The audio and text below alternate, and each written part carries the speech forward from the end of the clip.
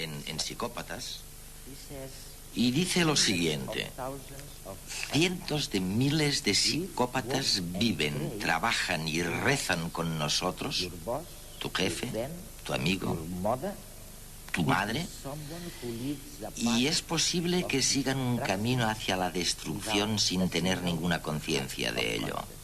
Y todavía más preocupante, dice el experto, ni siquiera Bob Hare sabe muy bien qué hacer. ¿Es verdad eso?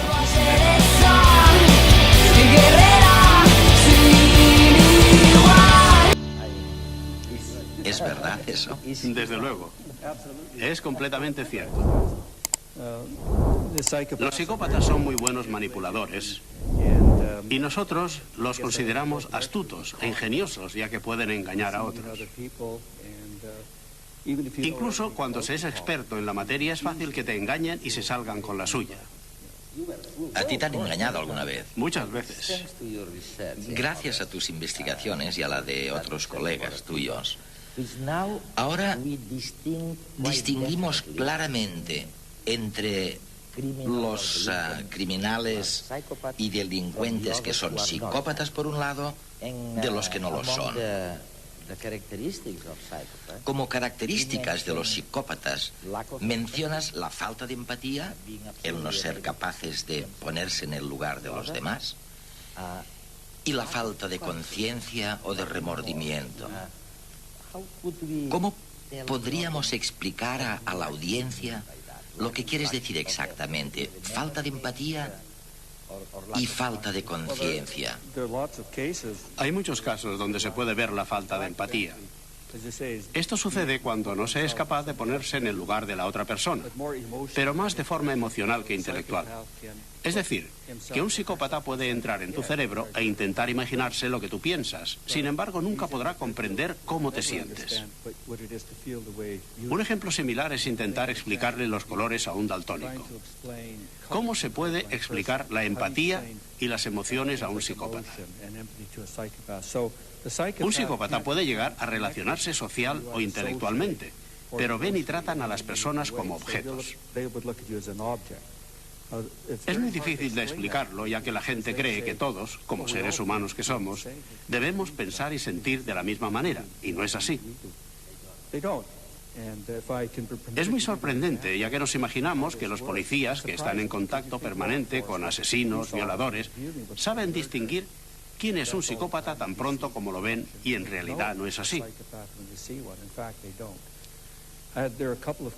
Hay un caso en Estados Unidos en el que un hombre era sospechoso de haber matado a 8 mujeres. Le iban a condenar por el asesinato de 3 mujeres, aunque sospechaban que había cometido el mismo crimen más veces. Lo que hacían era decirle: John, piensa en la familia de estas mujeres, piensa en lo que están sufriendo, confiésalo y limpia tu conciencia. Y como era un psicópata, estaba sentado pasándoselo en grande y haciendo con los inspectores todo tipo de juegos mentales. Pero el hombre finalmente confesó. Y lo hizo porque dejaron de apelar a su sentido de lo bueno y lo malo, ya que no lo tenía, o a su sentido de conciencia, que tampoco tenía, ni a su sentido de la empatía, que era irrisorio.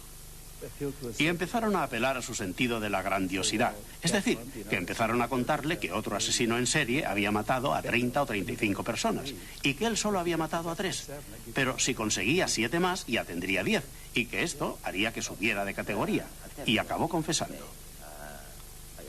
Bob, hay una cosa terrible en lo que dices. No puedo decir que he disfrutado leyendo tus libros. Son buenísimos, pero Dios mío, lo he pasado bastante mal.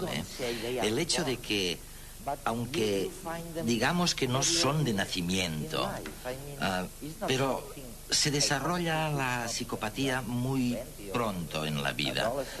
Quiero decir que la psicopatía no es algo que se desarrolla en la adolescencia o más tarde, cuando uno tiene 30 años, sino que aparece ya desde los 3 o de los 5 años. Y lo que todavía es más angustioso es que dices que tiene muy poco que ver con el tipo de familia en el que uno ha vivido. Creo que para la mayoría de personas, el entorno en el que crecen les influye mucho. Pero en el caso del psicópata, la naturaleza les ha ofrecido algo ligeramente diferente del resto de nosotros. Y parece ser que las fuerzas normales de socialización que moldean nuestra personalidad, de ser más sociales y de llegar a ser mejores ciudadanos, no funcionan con un psicópata. La cuestión es por qué no. Ya que un psicópata puede venir de cualquier familia, buena o mala. ¿Es exclusivamente un problema de genética? No. ¿Es un problema del entorno? No. Debe haber una interacción, y el papel que juegan y cómo contribuyen esos dos elementos todavía está por explicar. Pero una cosa que puedo decir es que el psicópata, una persona que desde muy pronto tiene unas características personales como son la falta de miedo o la falta de ansiedad, el gusto por una vida fácil y la tendencia a ser impulsivo, estos individuos no pueden ser inhibidos o formados por el entorno de la misma manera que lo serán las personas normales. Antes del siglo XX estaban entre los llamados alienados, es decir, los apartados de la sociedad y también de su propio yo, de su auténtica naturaleza. Hoy a los psicópatas no se les puede considerar enfermos mentales. Se ha aceptado designar a la psicopatía como un trastorno de la personalidad.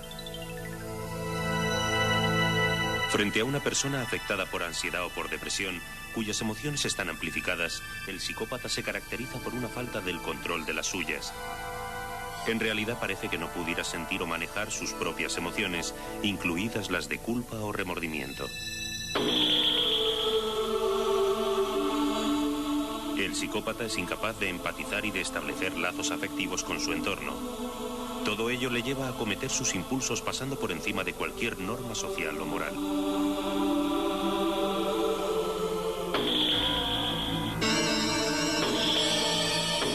Así, muchos de los asesinos en serie son psicópatas. Sus acciones violentas carecen de pasión o de descontrol. Suelen tener una gran capacidad de planificación y encuentran el placer en hacer daño y matar, no para liberar tensiones, sino como fuente misma de deleite.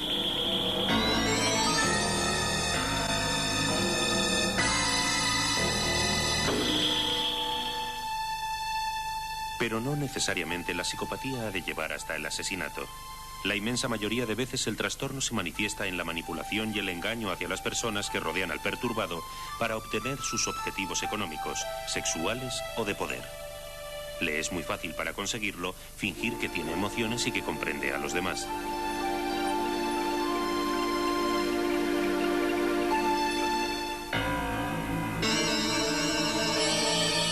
Las trayectorias de estos individuos dejan una cola de personas atormentadas, arruinadas, perseguidas, violadas o traumatizadas. Se apunta a que esa falta de emociones provendría de una diferencia en el sistema nervioso. Una falta de conexión entre el sistema límbico, la amígdala en particular, relacionada con las emociones y la agresividad, y la corteza prefrontal, que controla los impulsos emocionales del límbico. El origen de tal desconexión puede ser por lesión durante el desarrollo a causa de accidente o maltrato o por alteraciones genéticas. Pero para alcanzar el perfil del psicópata no parece suficiente esa predisposición biológica, sino que son determinantes las condiciones afectivas y familiares durante la infancia. El ambiente social y físico modulan la expresión del comportamiento del trastorno y llevarán al individuo a ser excesivamente egoísta o pasar a delinquir, a torturar, a manipular o a veces incluso a matar. A pesar del dolor que provoca a su alrededor este trastorno, sigue fascinando a gran parte de la sociedad. Muchos encuentran un cierto placer en oír y ver acerca de la vida de los psicópatas, de sus conductas. Y es fácil pensar que hay algo de ellos en cada uno de nosotros.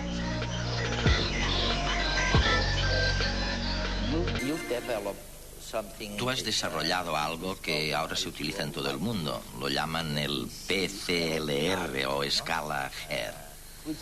En realidad, es un manual para identificar a los psicópatas. Eso es lo que es. Explícame las ventajas, que son muchas, pero también los inconvenientes, que los hay. El gran inconveniente es cuando se utiliza mal. y se pone la etiqueta de psicópata a una persona de forma incorrecta. Y si esto pasa a formar parte del historial criminal, la persona está condenada de por vida. Se tiene demasiadas connotaciones y significados negativos.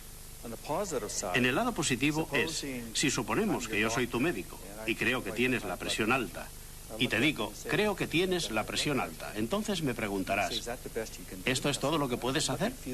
Entonces te toco la frente y el pulso y me vuelves a preguntar, ¿y no puedes hacer algo más? Entonces saco el manómetro y lo tomo. Este aparato ofrece ventajas, ¿no? Pues es lo mismo que yo he hecho con mi test. El PCLR es un instrumento que he creado para hacer todo lo objetivamente posible el diagnóstico de la psicopatía.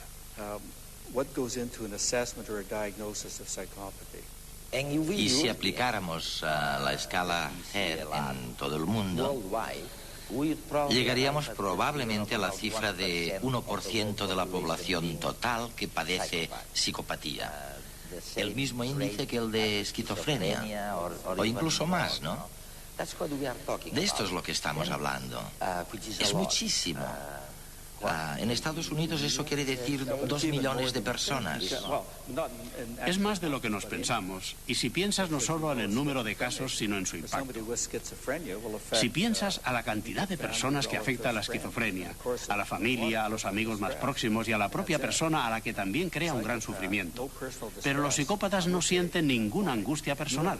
Ellos no tienen ningún problema. El problema lo tienes tú. Y durante el resto de sus vidas afectará a cientos y cientos de personas y quizá a miles. De manera que su impacto en la sociedad está fuera de todas las proporciones, más allá del número de casos. Es increíble, ¿no? Vamos a intentar encontrar algún motivo que explique eso. Vamos a analizar el cerebro, por ejemplo, porque sé que en una investigación que habéis estado haciendo, resulta que tienen un cerebro extraño. Creo que no es en relación a la estructura, que es la misma que la de la gente normal, pero su funcionamiento es de una manera diferente. Y en los últimos 8 o 9 años hemos estado analizando cómo funciona su cerebro. Y podemos establecer las partes que están activas cuando la gente procesa ciertas tareas o cierta información. Uno de los hallazgos más significativos es que mientras un psicópata intenta analizar algo que contiene una carga emocional, ya sean fotos o palabras, las partes del cerebro que se activan no son las mismas que la que se activa en la mayoría de personas. Lo que estás diciendo es que si le mencionas a un psicópata una emoción negativa, como la violación, parece ser que las áreas del cerebro que procesan este material son distintas a las de los demás. En efecto, y de hecho lo que sucede es que si a un psicópata le mostramos la palabra violación en la pantalla del ordenador, la trata como una palabra neutra, como las palabras mesa, silla o árbol. Parece ser que hay muy poca diferencia en la forma que responden o en las partes del cerebro que se activan. Esto es muy curioso. ¿Por qué es así? Tenemos los resultados de varios experimentos en los que enseñamos imágenes muy desagradables, como escenas de crimen, y las tratan a nivel de funcionamiento del cerebro, como si estuvieran mirando algo normal y corriente, como a un perrito o a un árbol.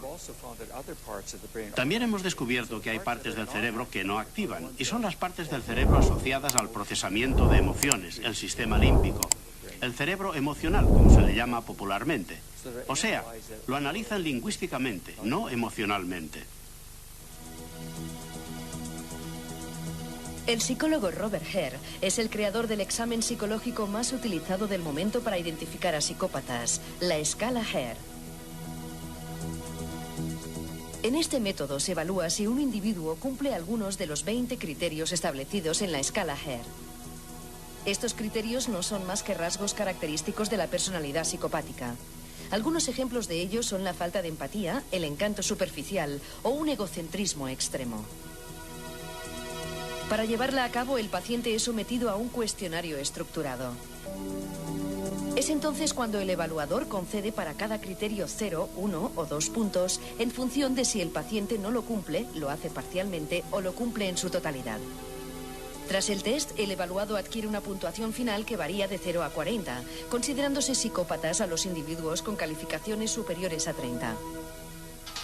Recientemente se ha desarrollado una nueva prueba para detectar si la percepción de la violencia varía entre criminales psicópatas y aquellos que no lo son. Su resultado ha sido un éxito y tan solo 10 minutos parecen suficientes para reconocer individuos con trastornos psicopáticos. Este examen sencillo obliga al evaluado a clasificar palabras en agradables, desagradables, violentas o pacíficas. Por ejemplo, ¿es la palabra sangre agradable o desagradable? Y matar, ¿se cataloga como violenta o pacífica?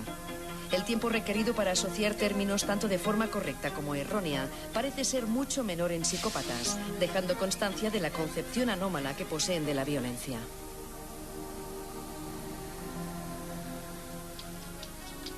Nuevas técnicas en el campo de la visualización cerebral, como la resonancia magnética, han permitido relacionar la conducta psicopática con defectos biológicos.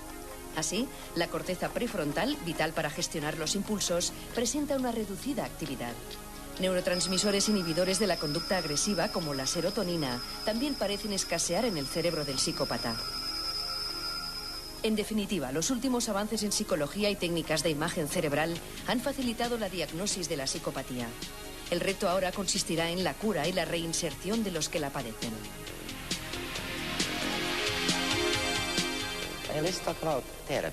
Hablemos de las terapias, porque hay de nuevo algo increíble y fascinante. Tú dices que nos olvidemos de los programas de rehabilitación para estas personas, porque muy probablemente funcionan al revés. Esta gente aprende cómo engañar. De manera que lo mejor es, no utilizar los programas convencionales de rehabilitación. Oye, ¿cómo les decimos esto a los jueces y a los encargados de custodiarlos en las cárceles y a los profesores que hablan y enseñan de estos temas? Tienes razón.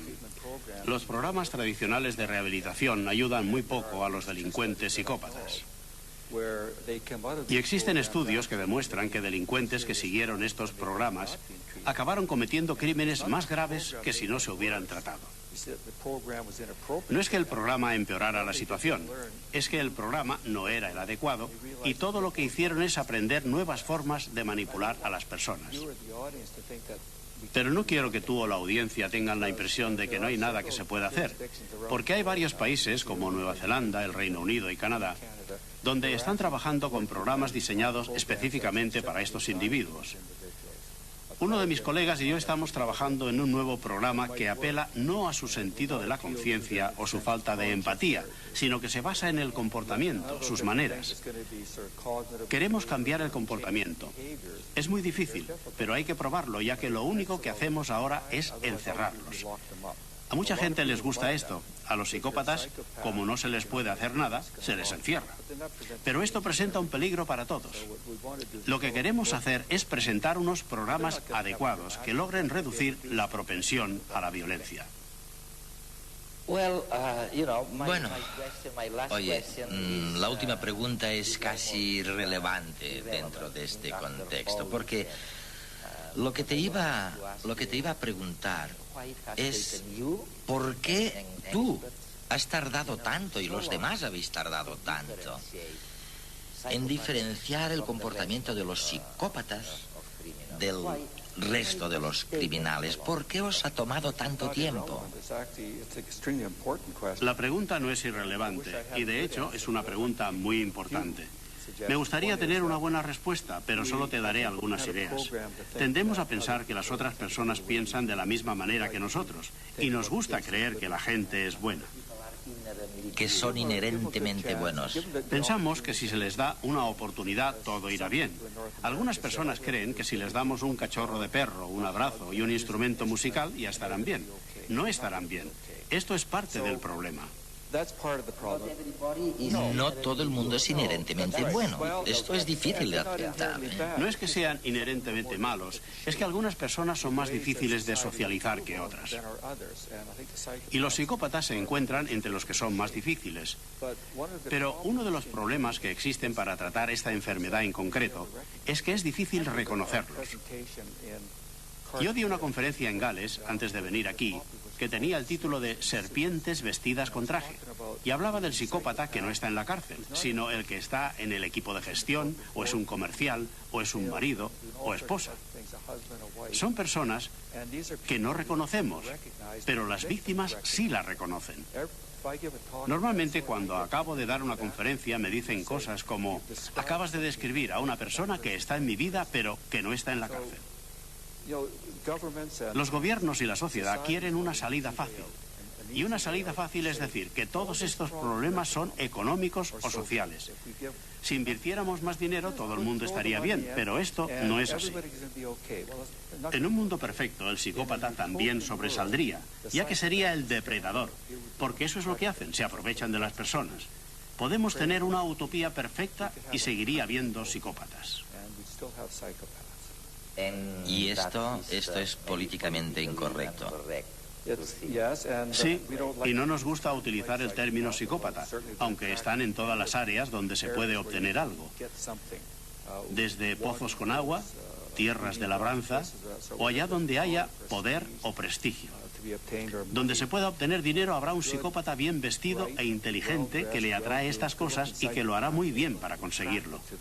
De manera que hay muchas áreas, negocios, política, en las que el psicópata inteligente encontrará un hogar muy confortable.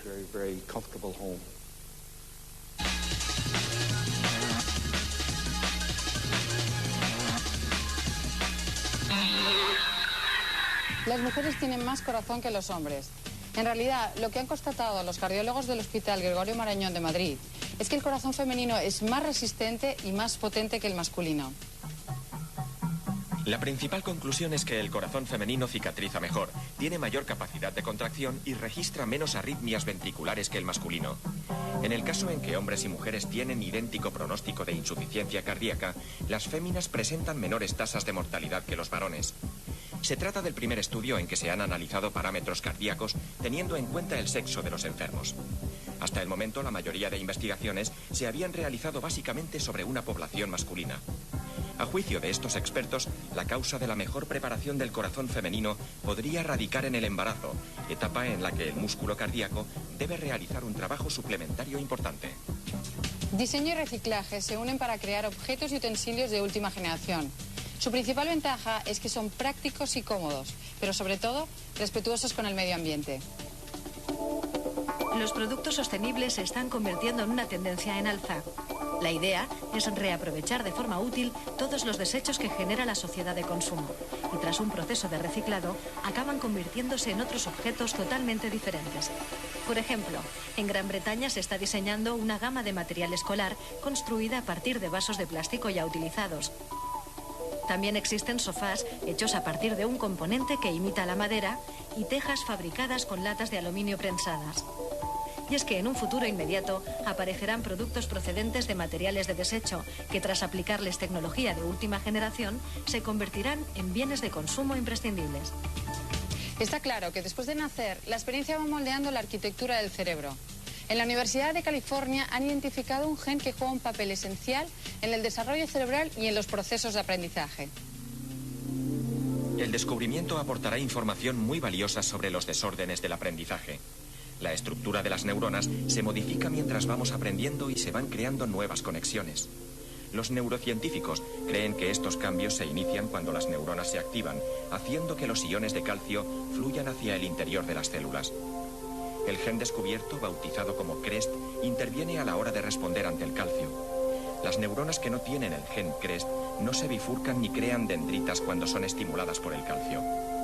La proteína que se fabrica gracias a este gen se produce en varias regiones del cerebro tras el nacimiento y en los adultos se encuentra en el hipocampo, zona que juega un papel esencial en los procesos de aprendizaje y la memoria. Los ingenieros aeronáuticos buscan las máximas comodidades para los astronautas de la Estación Espacial Internacional. Lo último que han ideado es un robot que ayudará a los viajeros espaciales en sus paseos por el exterior de la instalación. Según los expertos, se trata de proporcionar a los cosmonautas 2 ojos, 2 manos y 2 brazos adicionales, de tal manera que tendrán mayor movilidad en sus tareas.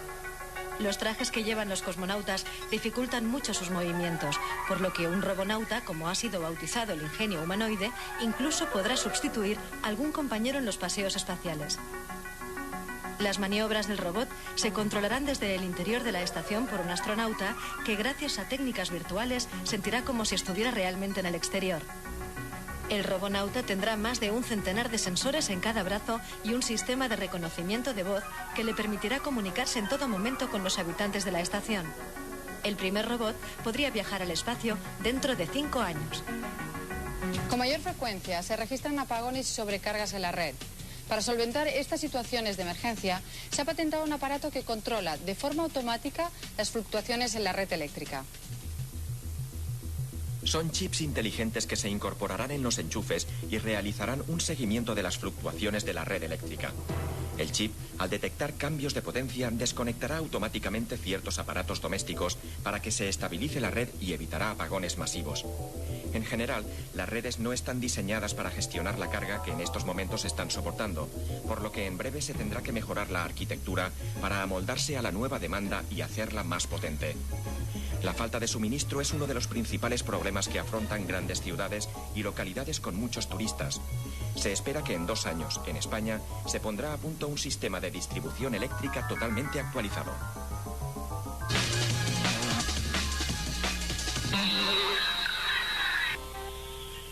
Millones de mujeres, de hombres, de niños sufren el dolor, la humillación, la ansiedad que les infligen los psicópatas que se han encontrado en su vida. Y es un problema que apenas estamos levantando el velo, Vicente. Y has oído lo que decía Ger, que ni él sabía muy bien qué hacer, ¿no? Claro, porque los psicópatas, en buena medida, no manifiestan su comportamiento de manera pública, salvo que sean criminales, se les capturen y se les diagnostique como tales. Un número muy importante de psicópatas, probablemente la mayoría, están integrados. Es decir, han tenido la oportunidad de vivir en un ambiente donde se han socializado, donde han hecho sus estudios con mayor o menor fortuna y están aceptados como personas, entre comillas, normales. Pero claro, la psicopatía incluye una personalidad muy especial y es justamente la razón por la que millones de personas, como tú has dicho, pueden estar afectadas por su contacto con ellos. Oye, pero Luis, tú tratas sobre todo otro tipo de delincuencia o digamos de disturbio, sí, que son los violentos, ¿no? Los grandes asesinos. Sí. ¿En qué diferenciáis? ¿Por qué el psicópata es un caso tan especial? ¿Qué es lo que le distingue de otros delincuentes? Sí, pues es un tema de... Bueno, los delincuentes pueden ser de varios tipos, ¿no? Entre ellos están los psicópatas, diríamos, el principal componente de la delincuencia es la psicopatía. Luego está los sociópatas, que tienen problemas sociales. Hay gente con marginación, con otros problemas, gente con toxicomanías. Pero yo diría que el principal, el grueso de la delincuencia está precisamente en los psicópatas, en los trastornos de personalidad. Ahora, ¿por qué hay psicópatas que son tan graves, tan acusados, mientras que otros pueden llevar, como ha dicho Vicente, una vida social más o menos normalizada? Pues la diferencia es una diferencia de cantidad. Es decir, hay psicopatines y psicopatones, ¿no? Como se dice vulgarmente. Es decir, hay personas que su tendencia a la agresividad es tan elevada y que tienen tanta dificultad para controlar los impulsos que pueden llegar a matar. Pero yo le he oído decir a Vicente que tus psicopatines pueden ser más psicopatones. Claro, claro, porque es muy importante, efectivamente, Eduardo, es muy importante cuál es el lugar que ocupen en la jerarquía social. Es decir, lo que dice Luis es verdad desde el punto de vista del ciudadano corriente. Una persona que tenga un grado muy elevado de agresividad, de necesidad de estímulos, de necesidad de dominio para sustituir su ausencia de emociones, pues tiene más probabilidad de convertirse en un gran asesino. Son los asesinos que él ha estudiado en su libro de Asesinos en Serie. Sí. Pero aquellas personas, como analizo también en mi libro, El psicópata, aquellas personas que pueden llegar a ocupar puestos altos en la jerarquía, por ejemplo, del ejército, de la policía, de la política, del mundo de las finanzas, pueden causar auténticos estragos. Por ejemplo, gente como Milosevic, como Saddam Hussein, probablemente sean personas con un diagnóstico de psicopatía. Esta gente ha llevado la ruina, a la destrucción y a la muerte a millones de personas. Y en la historia tenemos casos así. Entonces, el psicópata integrado, en la medida en que controle su agresividad, si no es un estadista o alguien muy importante, es verdad que no matará, pero puede humillar, puede causar mucho mal. Destruir, puede... Y una cuestión muy importante es que, mientras que el asesino en serie al final es capturado después de haber matado un número determinado de personas, muchos de los abusadores de niños, de los maltratadores de mujeres, muchos de los que están cometiendo delitos ocultos que difícilmente salen a la luz, pueden probablemente tener una personalidad así. Oye, pero vamos a ver, porque a mí lo que me asombra de este tema es que lo que estáis sugiriendo es que las personas no son inherentemente buenas. O sea, vosotros lo que estáis diciendo es que hay unos personajes que no tienen conciencia ni compasión y que a lo mejor proceden de un ambiente familiar perfectamente estable, que no hay, que ni son pobres, ni son, oye, de una raza maltratada. Exacto. Y luego me lo ponéis peor porque me estáis diciendo con Ger que no hay nada que hacer. O sea que a este señor que no tiene conciencia, que me oigan los funcionarios de las cárceles y de los ministerios y las familias anonadadas por este tema, que me oigan porque estáis diciendo que no hay manera de devolverle ni la conciencia ni la posibilidad de empatía, de ponerse en el lugar de los demás. Vamos a ver, yo creo, Eduard, que la ciencia ha demostrado hasta ahora sobradamente que el ser humano no nace ni bueno ni malo, nace con unas propensiones o unas tendencias que si no se canalizan bien pueden llegar a una agresividad y a un comportamiento explotador de los demás. Pero dado que podemos socializar, dado que podemos desarrollar una cultura, hemos creado una moral y una ética para regirnos, y los sentimientos podemos canalizarnos para fomentar ese potencial de solidaridad que también tiene el género humano. Ahora bien, los psicópatas representan el lado más oscuro del ser humano, puesto que estas personas, por las razones que sean, se revelan como necesariamente depredadores del resto de la especie. Es como una parte de nuestra naturaleza que no tiene esa capacidad de desarrollarse para la causa, digamos, del bien, de la solidaridad, de la compasión, etc.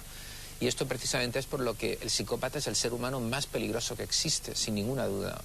Puede estar, en la medida en que su ambiente le provea de las satisfacciones necesarias, puede estar integrado y no ser especialmente peligroso, si a través de sus actividades y de las relaciones que tiene él se encuentra satisfecho. Pero ¿qué ocurre como los casos que Luis analiza? ¿Qué ocurre si necesita algo que no le da a su ambiente de relaciones normales? Entonces se convierte en un asesino, en un depredador. Puede matar, puede violar, puede actuar sistemáticamente, o bien, si él está integrado, puede utilizar su enorme poder para causar mucho mal en esas esferas del poder a la que antes hacía referencia. Luis, ¿y tenemos algún indicio, quiero decirte, porque los especialistas, los neurólogos, los psiquiatras forenses, vuestra comunidad me está diciendo esto no surge de pronto a los 18 años o a los 20 años. De pequeño, a una edad muy tierna, sí, ahí sale. Pero antes de decir tengo un niño psicópata, ¿hay algún trastorno? Estoy pensando ahora en el déficit de atención con hiperactividad, por ejemplo, sí, que me diga, oye, trátalo corriendo porque esto pudiera dar lugar más tarde a un psicópata. Sí, efectivamente. Se ve que ya desde la tierna infancia que un niño puede ser psicópata. Hay unos indicadores de riesgo, o factores de riesgo que pueden llevar a una persona luego a ser agresiva y conflictiva. Por ejemplo, los problemas en el parto, es decir, los partos con hipoxemia, con problemas de falta de oxígeno en el parto, los malos tratos infantiles, sobre todo, que generan pues, problemas de cortisona. Hay un aumento de cortisona en la sangre. Un niño que hasta los 3 años ha sido maltratado por sus padres, este aumento de cortisona lesiona las neuronas. Y este niño seguramente tiene más dificultad para controlar los impulsos cuando sea mayor. Y también algunos niños presentan lo que tú has nombrado muy bien, Eduardo, que se llama trastorno de hiperactividad con déficit de atención, que son niños muy inquietos, son niños que tienen mucho fracaso escolar, porque les cuesta mucho concentrarse, se están moviendo continuamente, están tocando las cosas de la escuela, robando objetos de los demás, etc. Entonces, estos niños tienen un cierto riesgo, no de ser psicópatas, sino de padecer con posterioridad un trastorno de personalidad, dentro de los muchos tipos de trastornos que hay.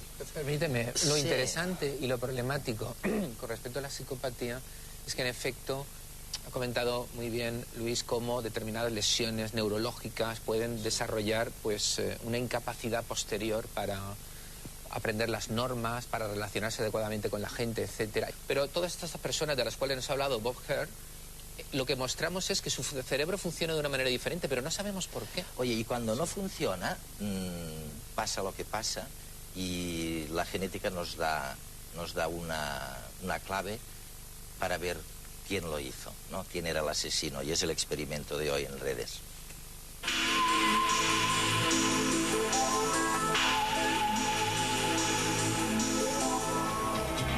Desde los guisantes de Mendel, la genética ha evolucionado no solo para conocer los fundamentos de la herencia, sino porque puede establecer con precisión la identidad de una persona. Tanto es así que no se concibe ya la investigación criminal sin la genética forense. Gracias a los adelantos de la biología molecular, cuando en el escenario de un crimen se encuentran restos biológicos, como pueden ser sangre, semen, cabellos, se puede determinar si pertenecen o no a un sospechoso por comparación de fragmentos de ADN. Estamos en el Instituto Nacional de Toxicología de Barcelona para estudiar el caso hipotético de una reyerta. Hemos recibido en el laboratorio una serie de muestras manchadas de sangre que pertenecen a una determinada persona. Pretendemos determinar si los restos de sangre que aparecen en esas prendas son de una determinada víctima relacionada con el asunto. Para ello procedemos a lo que es la extracción del ADN que se encuentra en esas manchas de sangre. Este proceso tiene por objeto fundamental liberar el ADN de esas manchas de sangre. Posteriormente, una vez que tenemos ese ADN liberado, lo que intentamos es amplificar, multiplicar ese ADN. Esto es fundamental porque la mayor parte de las muestras en el laboratorio forense vienen una cantidad de ADN muy pequeñas. Por lo tanto, necesitamos multiplicar, amplificar ese ADN. Para ello utilizamos una herramienta fundamental también en la biología molecular, que es la PCR, reacción en cadena de la polimerasa. La PCR, o reacción en cadena de la polimerasa, es básicamente un proceso que realiza miles de copias de ADN. Ahora bien, no copia más que los fragmentos específicos y concretos que interesan al investigador. En este caso, se van a multiplicar y secuenciar para ser comparadas 17 variables genéticas de la muestra inicial de sangre con la de la víctima. Una vez que tenemos este resultado, se trata de comparar ese perfil genético de esa mancha de sangre con la muestra de referencia, la muestra de la víctima. Si existe una coincidencia, lo valoraremos estadísticamente. Si no existe coincidencia en esos dos perfiles, daremos una exclusión. En este caso, la sangre extraída de las prendas recibidas coincide con la sangre de la víctima. A partir de ahí, con esta coincidencia de perfiles genéticos, será el juez quien decida si el portador de la ropa es inocente o culpable. Seguimos en redes de un tema terrible hoy, que es el de los psicópatas, ¿no? Y no hemos tocado todavía un tema angustioso, que es qué pasa en los tribunales con unos personajes que, como decía Vicente, no está claro que tengan una lesión que les haga, que explique su comportamiento. ¿Qué hacen los jueces? Yo tengo entendido que en Estados Unidos, si te declaran psicópata, si gente como vosotros allí decís es un psicópata claro, lo tiene mal desde el punto de vista de libertad condicional o de soltarle, ¿no? Y lo tiene mal en cuanto a programas, porque Hare, una de las cosas terroríficas que me dijo, es que los programas de educación que se dan a los psicópatas muchas veces es peor si es un programa convencional, porque en realidad le enseña, le descubre más maneras de hacer mal, ¿no? En España, ¿qué pasa? ¿Qué hacen los jueces? Pues tradicionalmente la jurisprudencia del Tribunal Supremo ha considerado siempre que el psicópata era imputable, es decir, que el psicópata era responsable de sus actos. Ajá. Porque de hecho el psicópata cuando actúa, cuando comete un hecho delictivo, lo hace con pleno conocimiento y con plena voluntad. Es decir, sabe lo que hace, porque además es muy inteligente, y sabe por qué lo hace. Esto lo diferencia del psicótico. El psicótico es el individuo que está fuera de sí, el individuo que ha perdido el sentido de la realidad. Este no, el psicótico, el enfermo mental, este sería inimputable. Pero el psicópata generalmente es condenado. Es condenado porque se considera que actúa con pleno conocimiento y con plena voluntad. Ahora bien, los jueces, por supuesto que saben que los psicópatas son enfermos.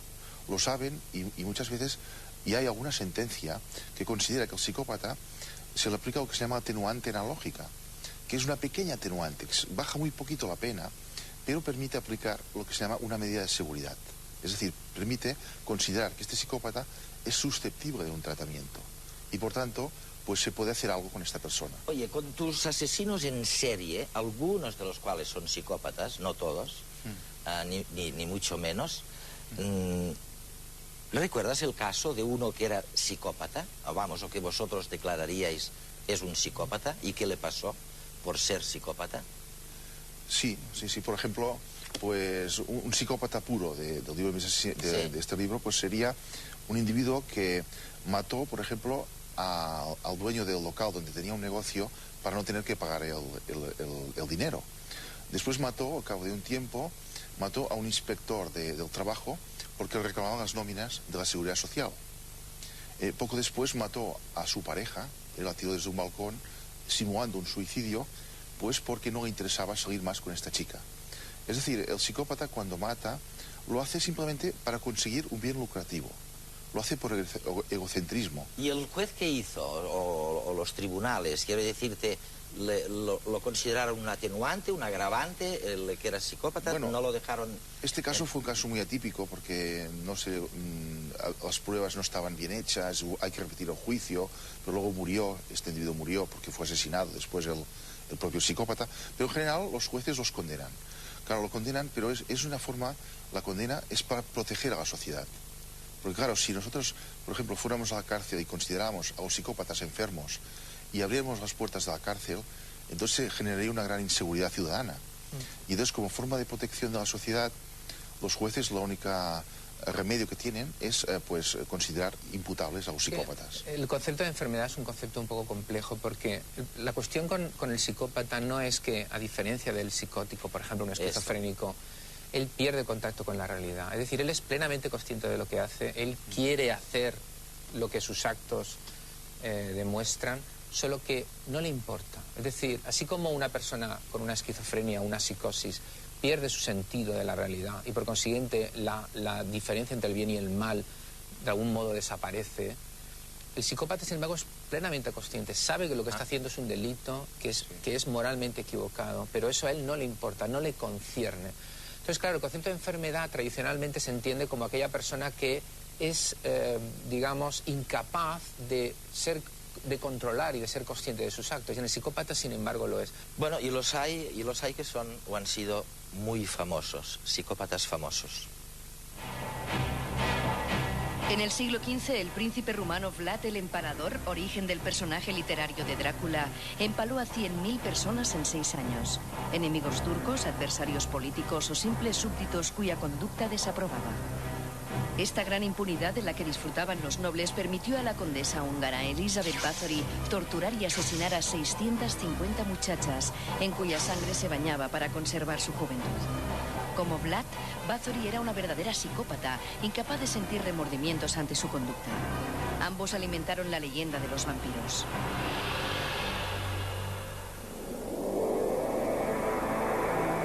El mito de los hombres lobo también se ha nutrido de asesinos sin conciencia. En el siglo XVI, 2 casos pasaron a la historia. Gilles Garnier y Peter Stube asaltaron a niños por los caminos de Francia y Alemania y los devoraban. Uno de ellos incluso llegó a matar a su propio hijo y comerse su cerebro. Ya en el siglo XX se han registrado casos similares. Durante la Segunda Guerra Mundial y en medio del caos urbano de Berlín, Georg Grossmann mató a más de 50 mujeres para vender su carne por las calles de la ciudad. Fritz Haarmann tuvo la misma idea, pero se inclinó más por los hombres, con los que mientras eran mordidos en la yugular, alcanzaba el orgasmo. Pero no todos los asesinos múltiples han sido tan sangrientos. Las mujeres suelen ser más refinadas. Existen numerosos casos de criadas y enfermeras aficionadas al veneno, capaces de asesinar a familias enteras bien por quedarse con sus posesiones o por el misterioso placer de matar. Algunas incluso llegaron a acabar con sus propios hijos para cobrar sus seguros. La más célebre fue Louise Pitt, llamada la Duquesa de la Muerte, que además de matar a 2 de sus maridos, fue capaz de inducir al suicidio a 4 hombres perdidamente enamorados de ella.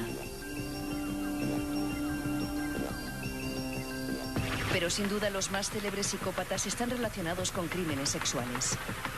Jack el Destripador es el más conocido de todos, pero los ha habido mucho más prolíficos.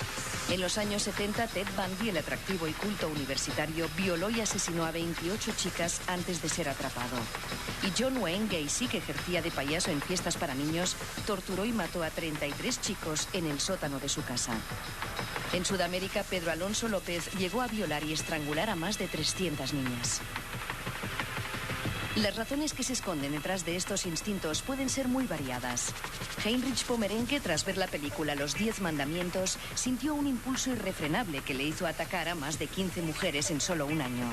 Y Charles Manson creyó leer en el disco White Album de los Beatles un mensaje apocalíptico que le impulsó a matar. A veces la soledad puede despertar ciertas mentes enfermas. Es el caso de Jeffrey Dahmer, el famoso carnicero de Milwaukee. Según su propia confesión, la falta de compañía le impulsó a coleccionar partes de sus víctimas para no sentirse tan solo. Para el psicópata, cualquier motivo es bueno para matar. Psicópatas famosos, yo sé que no acaban de tragar como yo, que no se puede hacer nada. Bueno, digamos que especialistas como Hare dicen: yo no puedo devolver la conciencia al que no la tiene. ¿Qué más? Yo no puedo hacer que este señor sea compasivo y entienda el sufrimiento de los demás, se ponga en su sitio. Pero, dice el propio Hare, estamos empezando a poder tratar el comportamiento o digamos, manifestaciones como la irritabilidad, ¿qué más? La impulsividad. Sí. Sobre esto podemos hacer algo, Luis, pero algo bueno, como yo diría que en los últimos años se están abriendo unos caminos interesantes en el tratamiento de la psicopatía. Uno es conductual y otro es farmacológico. Un tratamiento conductual, no sé si estás de acuerdo tú en esto, Vicente, pero que se está utilizando en Estados Unidos es la disciplina, las técnicas de disciplina.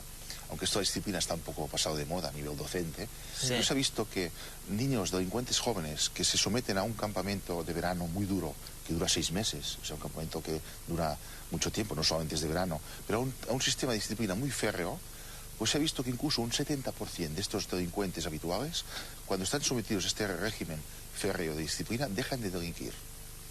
Y luego también se están empezando a investigar fármacos que pueden mejorar la conducta impulsiva, la conducta desadaptativa. Lógicamente no curan la psicopatía, pero son un tratamiento sintomático.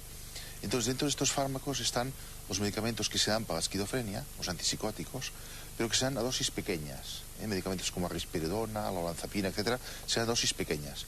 También se utilizan algunos medicamentos antiepilépticos, como la carbamazepina, la gabapentina, etcétera. Son medicamentos que pueden mejorar la impulsividad, o sea, pero no curar. La cuestión es, la psicopatía tiene dos grandes componentes. Un componente que tiene que ver más con la personalidad básica, que tiene que ver con las emociones, la conciencia, la insensibilidad ante las emociones, etc. Y un componente conductual. Hare y la investigación actual lo que dice es: no podemos cambiar la personalidad básica de un psicópata. Si no tiene conciencia no la va a tener. Si no puede sentir emociones humanas básicas no las va a tener. Pero lo que sí que podemos hacer es ayudarle a que se controle. Lo que sí que podemos hacer es que él, de una manera egoísta, piense: a mí me conviene seguir delinquiendo, seguir cometiendo delitos, siendo una persona muy violenta o no. Entonces, la investigación actual lo que dice es, vamos a enseñarle no a que sea una mejor persona de fondo, pero sí una persona que egoístamente le interese cumplir con la ley y no delinquir. Esta es un poco la idea. Pero claro, con los delincuentes que son ya actuales. Pero mucho más importante es qué hacer precisamente desde el punto de vista de la prevención más primaria, para evitar que haya sujetos que ese potencial que puedan tener de violencia de manera, vamos a llamarlo, innata o heredada, no se concrete. Yo creo que eso puede tener mucho más interés que lo que podemos hacer ya con un señor de 18, de 20 o de 30 años que ha desarrollado un potencial ya muy fuerte. El problema sigue siendo el de los psicópatas que no han tenido un entorno familiar inestable, por ejemplo, sino que lo han tenido perfectamente estable. Y aquí ni tus fármacos ni... No. Y estamos realmente muy... Sí, exactamente. Muy al correcto. pairo, para ese tipo de psicópata integrado, que yo llamo integrado, que no desarrolla una gran agresividad, una gran violencia desde el punto de vista criminal, penal, que llama la atención de la policía, que lo encierran en la cárcel, que luego va Luis a examinarlo, etcétera. Para esos psicópatas lo único que podemos hacer es conocimiento del problema, divulgación del trastorno. Por ejemplo, una vez que apareció algunos libros, entre ellos el mío, mucha gente se pone en contacto conmigo y me dice, oye, yo he vivido este caso. Estás describiendo a sujetos por los que yo he estado pasando experiencias durante muchos años. Ocurre como otros trastornos que no se conocen. Sin embargo, el psicópata, vuelvo a repetir, es el ser humano más peligroso que existe, porque es la única persona a la que no le importa en absoluto considerarte como un ser humano. Él te va a tratar como un medio. Te va a tratar como un medio. Eduardo, me gustaría incidir en un tema muy importante de la prevención de la psicopatía, que creo que es un tema importante, sobre todo a nivel de los educadores en la escuela, y es que la escuela nos enseña muchas cosas, ¿no? Pero cosas de tipo competitivo, a ser los mejores, a ser los más guapos, a ser los más ricos. Pero se han perdido los valores humanos en la escuela. Entonces se está viendo, por ejemplo, en nuestro país hay un incremento espectacular del tema de asesinos en serie, que el asesino en serie sería la máxima expresión de la psicopatía. Entonces, ¿cómo se puede prevenir esto? Pues sobre todo se podría prevenir que en la escuela se enseñen valores humanos, es decir, a ser solidario, a ser persona, pero no a ser el número uno, ni a ser el mejor. Es decir, nuestra sociedad... Pero el psicópata, eso s'enfix, como dicen los franceses. Esto agrava, yo diría que la sociedad competitiva agrava la psicopatía. Claro, yo creo que efectivamente lo que está comentando Luis es que una sociedad que exalta los valores de la psicopatía facilita el que la tendencia a la psicopatía se desarrolle y tenga un mayor caldo de cultivo. Oye, a lo mejor resulta que el mayor descubrimiento de la historia, el tema de la cuestión, que tenemos abierto en redes y que vamos a concluir ya la próxima semana y para pasar a otro concurso, a lo mejor será el día en que los neurólogos, los neurocientíficos nos descubran por qué estalla en edades tan tiernas la psicopatía y qué es lo que se podría hacer, si se puede hacer algo.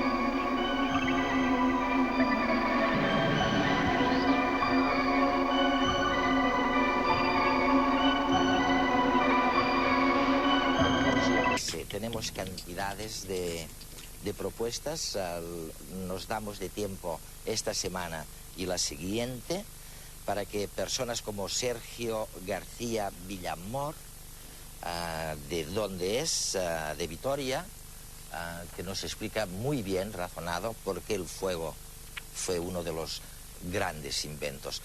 Pero les dejamos una semana de plazo para que nos sigan mandando sus maravillosas ideas sobre cuál ha sido el mayor invento de la evolución de la especie humana.